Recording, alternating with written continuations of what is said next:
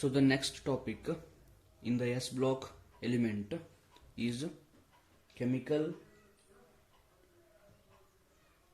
properties of alkali metals.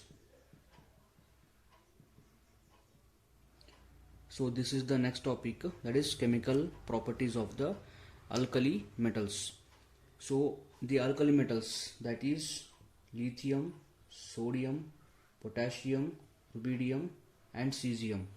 Francium is radioactive, so we cannot take that. So how they are going to react with oxygen, nitrogen, air, halogens, so that we have to study.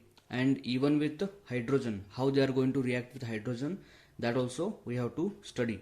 So first of all, we are going to study how they are going to react with reaction with air. Reaction with air. So that means mainly oxygen. So how they are going to react with oxygen? So first reaction is 4 lithium atoms are going to react with oxygen molecule, forming 2 Li2O.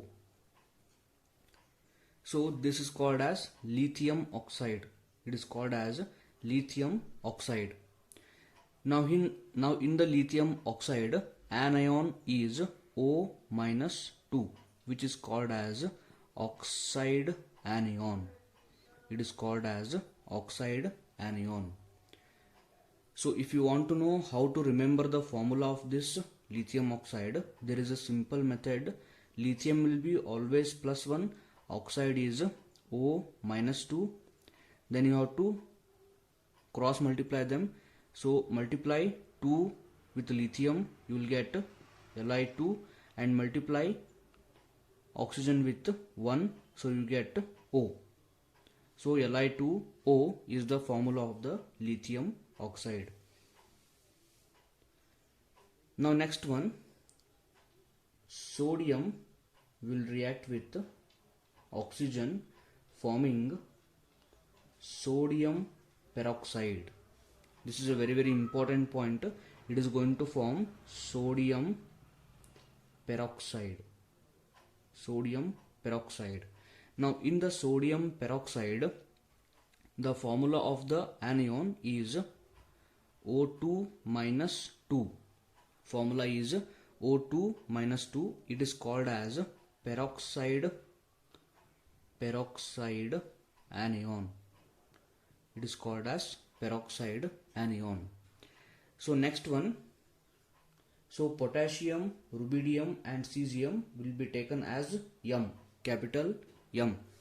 So M plus O2 gives MO2. Now this is called as, so assume that I have taken potassium. So instead of M, I can write potassium here, or you can take any other element. So potassium, and here I will take potassium. So this will be called as potassium superoxide. It is called potassium superoxide. So in place of potassium, you can also take rubidium. So that will become rubidium superoxide. Rubidium superoxide. So in the place of rubidium, you can also take cesium. It will become cesium superoxide. Now the anion in this rubidium superoxide is termed as superoxide anion. Superoxide anion. Now here in the oxide O minus 2, peroxide O2 minus 2, superoxide O2 minus 1. So this means that what we have to remember in this reaction is lithium is forming lithium oxide, sodium is forming peroxide, potassium, rubidium, cesium are going to form superoxides. So this is the important note or point that we have to take from this reaction. And one more point is lithium. Lithium will show abnormal behavior. It will show abnormal behavior, that is it will react with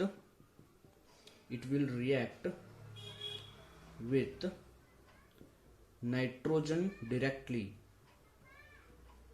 It will react with nitrogen directly. So this point we have to note down. So lithium is going to react with nitrogen directly, forming Li3N. It is called as lithium nitride. It is called as lithium nitride. So how you can remember the formula of the lithium nitride is, you can write Li plus 1 and nitrogen minus 3. Then what you do is cross multiply lithium with 3, you get Li3, multiply N with 1, you get N. So this is called as lithium nitride. So this abnormal behavior of the lithium is because of the abnormal behavior, that is it is having small size and all. Because of that it will be showing some abnormal behavior. Now the next topic is that why lithium is forming only oxide, why sodium is forming peroxide, why potassium, rubidium, cesium are forming superoxide. Why it is like that we have to see. So before going to that topic, you have to know one topic, that cation and anion of comparable size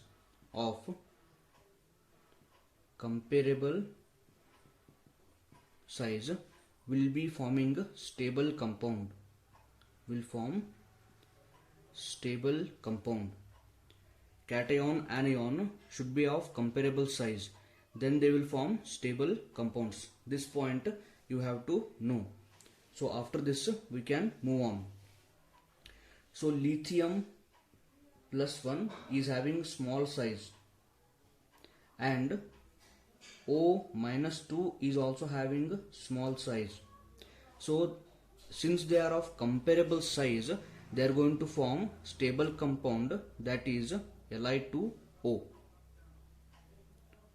So lithium cannot form peroxide or lithium cannot form superoxide because it can combine only with small anion. Whereas if you take sodium plus 1 and O2 minus 2, both are large. This is also large and this is also enough large. Now here minus 2 is there. Yes, so this minus 2 can be stabilized by the positivity of the sodium. That is why sodium will form Na2O2, that is sodium peroxide. Now in the case of potassium, rubidium, cesium, what will happen? They are going to be having large size. So because of the large size, their positivity will decrease because of the screening effect, as I have said in the previous session. Because of the screening effect, their positivity will decrease. For example, if this is the nucleus of the cesium, so surrounding to the nucleus, it will be having many number of the orbits and electrons will be present in the orbits. So these electrons will be continuously revolving around the nucleus. So because of that, these inner electrons are going to shield the nucleus. So because of the shielding effect, outside the atom less positive charge is available. So because of this reason, potassium, rubidium and cesium, they are going to combine with larger anion, but charge should be lesser. So because of this reason, potassium, rubidium, cesium are going to form superoxide with lesser charge, that is minus 1. So this is about reaction with the air. So the next concept in the S block element and in the alkali metals is reaction of alkali metals with halogens. So reaction of alkali metals with halogens. So halogens are represented by a symbol X2.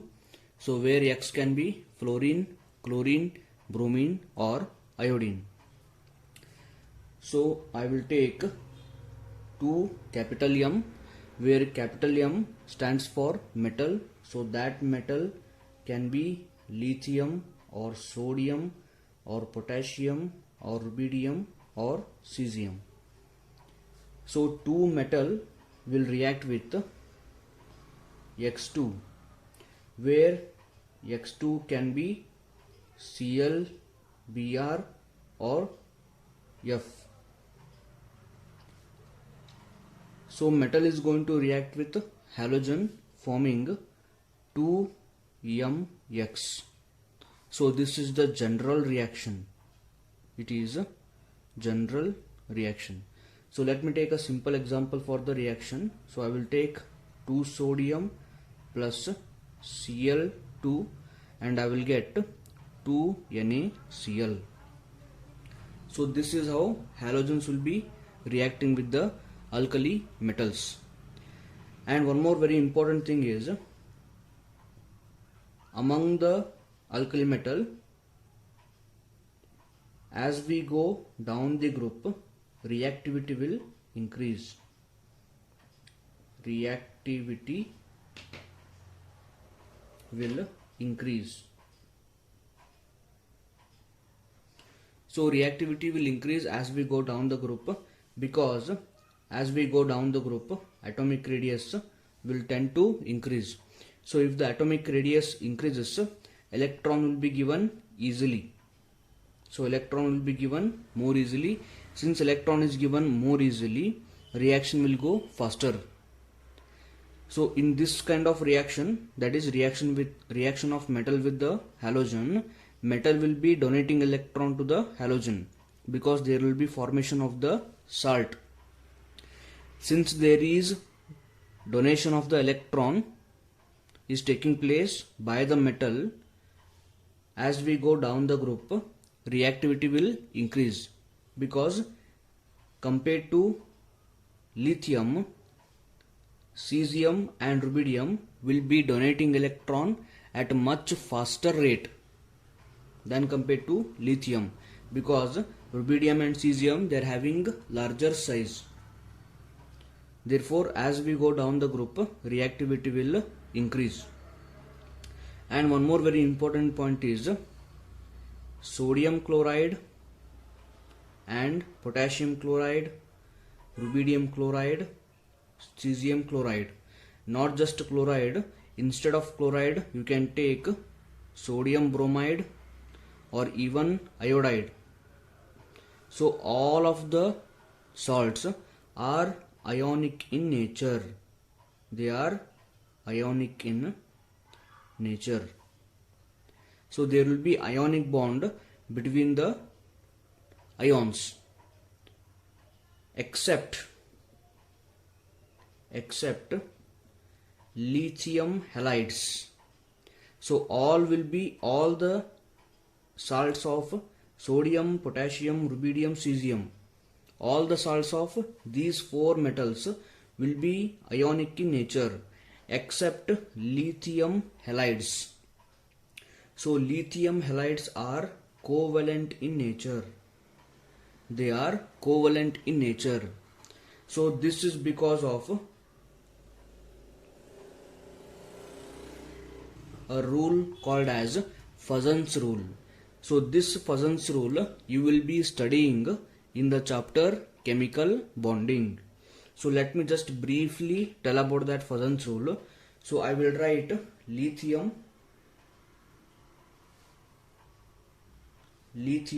iodide. So lithium will be having plus charge and iodine will be having minus charge. Now in the lithium iodide molecule, lithium will be having very small size and it is a cation, whereas iodine will be very large and it is anion.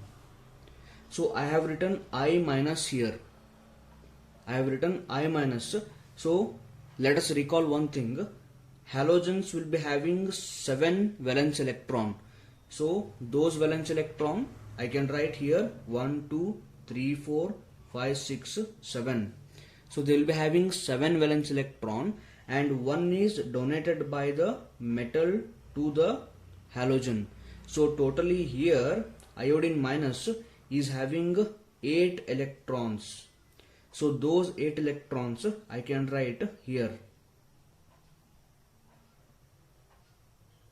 So 8 electrons are present on the I minus. Here what will happen actually is these electrons of the I minus, this is I minus.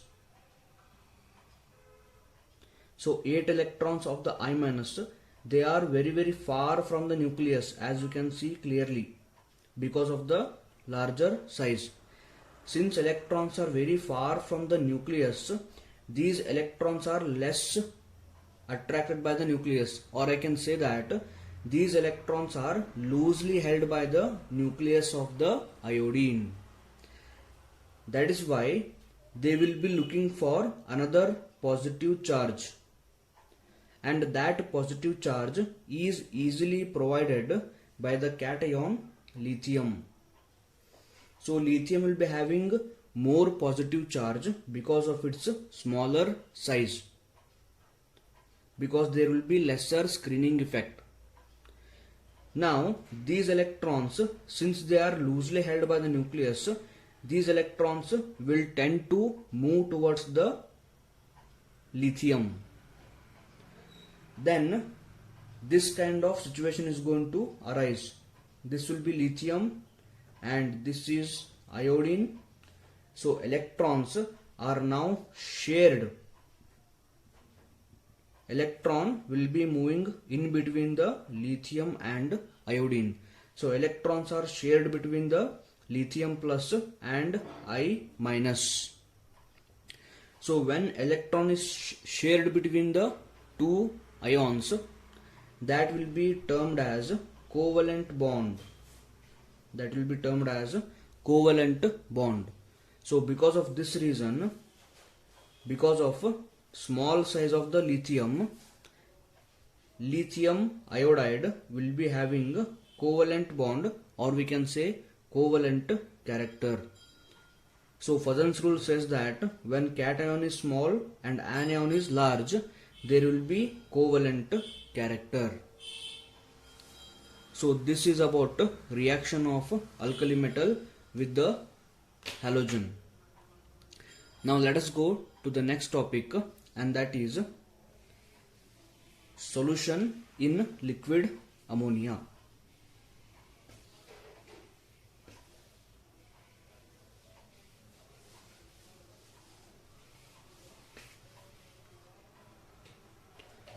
So solution in liquid ammonia is the next topic. Now assume that I will take an alkali metal, and this alkali metal is going to react with some X plus Y moles of ammonia, and after the reaction we are going to get NH3X plus electron NH3Y.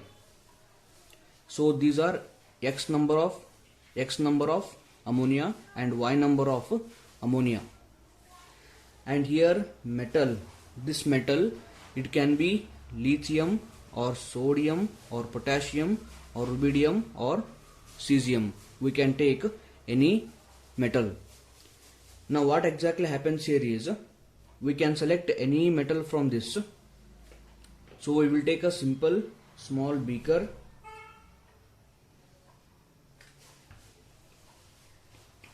So we will take a small beaker, and in this small beaker we are going to place liquid ammonia. We will place liquid ammonia. Remember that liquid ammonia is a colorless solution. It is a colorless solution. When you come to the chemistry lab, then you can see the liquid ammonia. We are having it. It is completely colorless solution. Now in this colorless solution of the liquid ammonia, if I add sodium metal, the sodium metal is going to get soluble in the liquid ammonia. So after that we are going to get blue coloration. We will get blue coloration. So the ammonia liquid, which was colorless before adding the sodium, after addition of sodium, it will completely become blue colored. It will completely become blue colored. Now this blue coloration is because of this species, and this is called as ammoniated electron. It is called as ammoniated electron, and this entire blue color is because of this second species, that is ammoniated electron. The next point is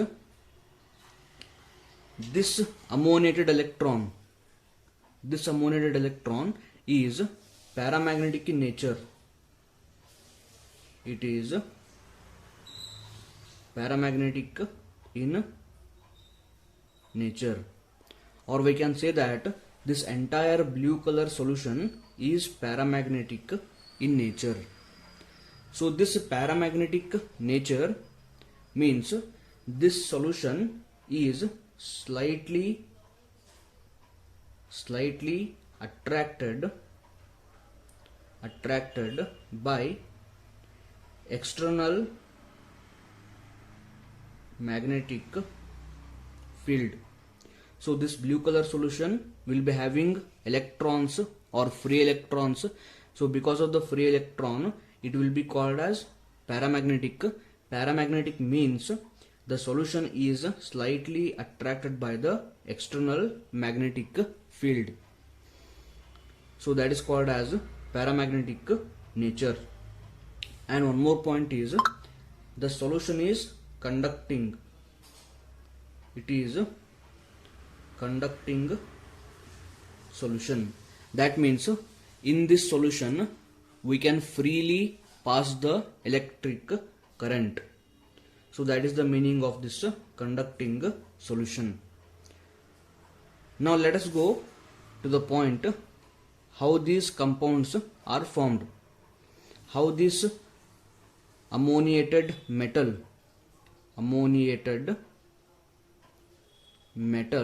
and ammoniated electrons are formed.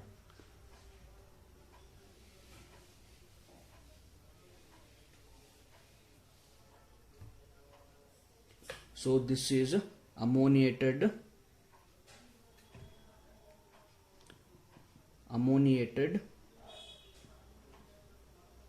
metal, and this is ammoniated electron.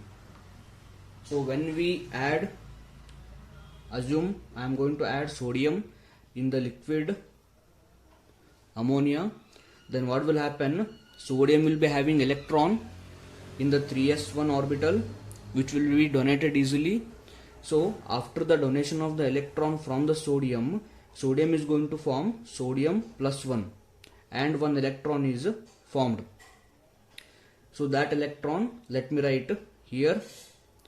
So that electron is going to again go towards the NH3, and we are going to get Na plus NH3. So this will be formed, and here it can be X and Y moles. So let me briefly say about this. Ammonia molecule will be having a lone pair of the electron.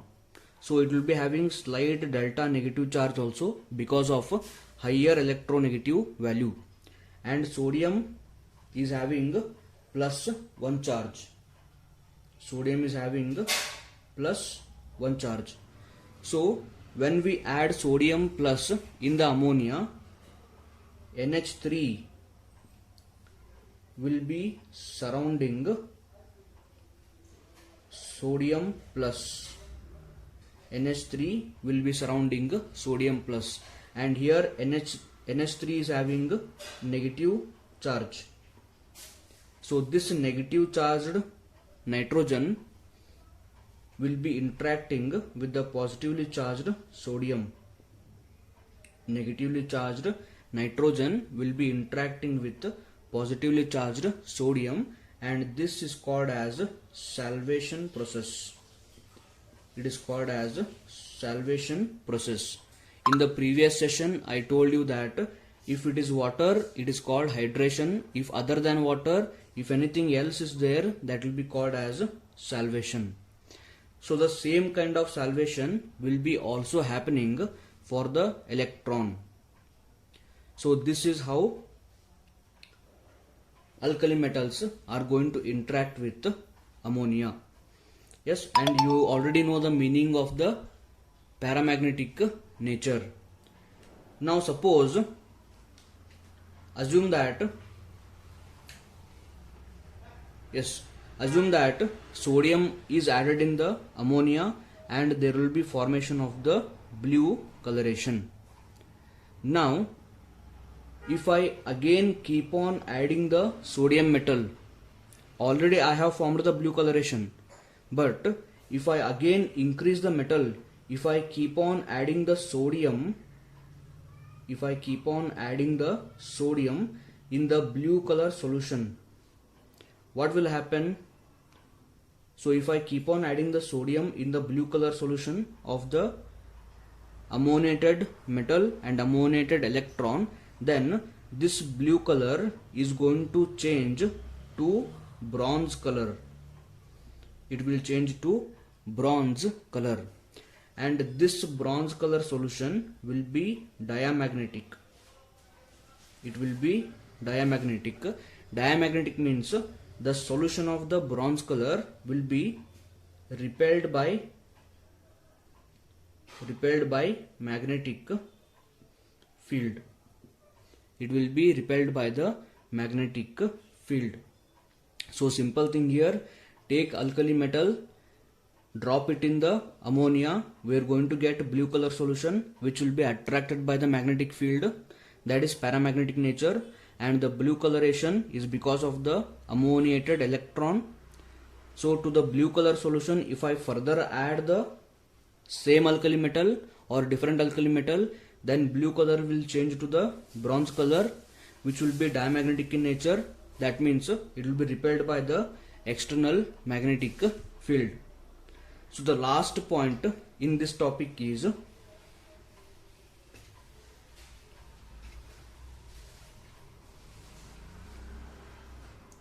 suppose if we keep this solution, that is Am plus electron plus NH3.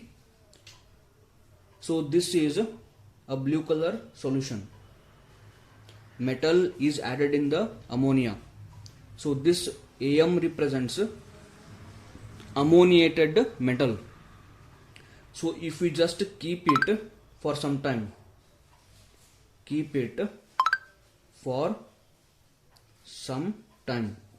so if we keep it for some time, there will be formation of MnH2 plus hydrogen gas is liberated. So we are not going to do anything.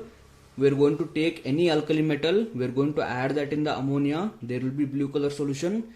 Without doing anything, we will just keep it for some time. Then slowly what will happen? Ammoniated metal, that means MnH3 will slowly become MnH2, and that extra one hydrogen will be going out as hydrogen gas, and this MnH2 is called as metal amide.